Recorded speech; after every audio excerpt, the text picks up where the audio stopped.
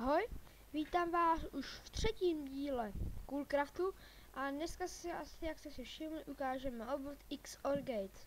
Takže uděláme takhle 3, zde si dáme páky,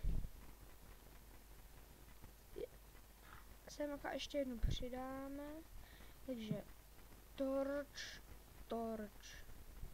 lagy, mluvám se.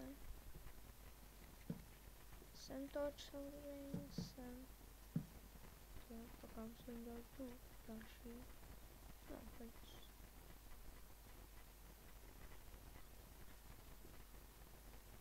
My samozřejmě nemá být tak torch. Takže potom sem dáme redstone, tak. Jestli vám toto nezasla, tak to máte blbě.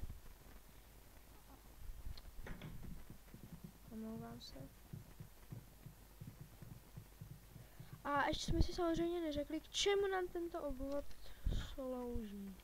Takže tento obvod nám slouží tady, jak si všimli, tak jsou tam páky. A třeba, když máte doma, já nevím, lustr, a třeba máte velkou místnost, tak budete mít třeba 2 tlačítka, někde na začátku, někde na konci té místnosti, na jeden lustr. Tak tohle je nám k tomu.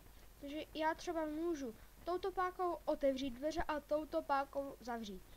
Ukážeme si to. Jak jste si všimli, obvod je to lehký. Tady bude výstup. Sem dáme dveře.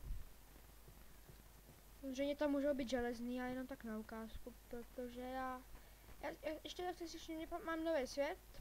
Toto je svět bez heků a vyšla nová verze. Takže já touto pákou dveře otevřu a touto zavřu. Lagy. Ale vidíte, že to funguje.